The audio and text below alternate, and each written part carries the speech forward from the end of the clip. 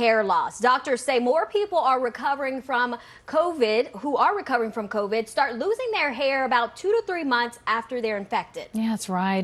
Dr. Michael Wolfeld is a board-certified plastic surgeon and hair loss specialist based in New York City, and he's joining us with some ways to get hair to grow back. Doctor, thanks so much for joining us. Thank you for having me. Well, let's jump in first of all. What causes people to lose their hair after getting infected with COVID, and then how long does that last as a result?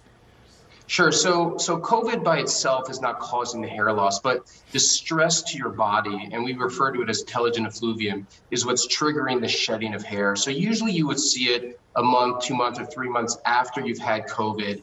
And it could last up to about 6 months. Wow. So it really can happen. But the good news is that the hair does grow back eventually. So you mentioned the stressors can cause you to lose the hair. Is there anything else that causes people to lose excessive amount of hair?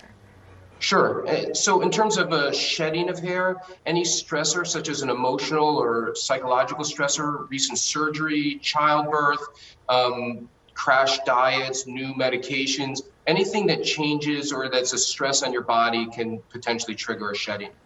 All right, let's talk about it so people don't get too scared. But talk about normal hair loss, what that looks like, and when that's a problem versus a real problem. Yeah, so normally people shed 50 to 100 hairs a day. That's normal. You may see it in the shower. You may see it on your brush, and that's normal. It's when it's really excessive and it's almost coming out in clumps and you're seeing it much more in the shower. That's where it could be this telogen effluvium, this shedding process, and that's where you may want to come in and see a specialist. So, doctor, what can people do to kind of minimize the shedding or help their hair regrow faster? Sure. So a lot of times it's waiting it out, but also good nutrition, a good diet, diet high in iron and vitamins can be very beneficial. If you have any constant stressor, if you can modify that, potentially that can help a lot. So anything that, if you can modify your diet and modify the stressors can be beneficial for regrowing your hair. Definitely always comes back to diet and stress, doesn't it? But there's one more thing, genetics. They can play a big role in this. Or what are some of the ways to battle hereditary hair loss?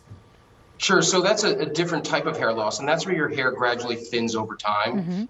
You could see it in men and women. And there are medications, there are treatments that can help to thicken your hair and slow this down. There's different medications for men or women. And if it is progressed and it does bother you, there's also surgical treatments such as hair transplant procedures that can be beneficial. I know, we were kind of zoned in looking at the video of the transplant surgery. Wow. So interesting. Yeah. Well, thank you, Dr. Wolfeld, for joining us. Thank you very much for having me. I appreciate it. Have a great day. All right. Well, the Harlem Globetrotters are going on tour, and they're coming home to New York. Next.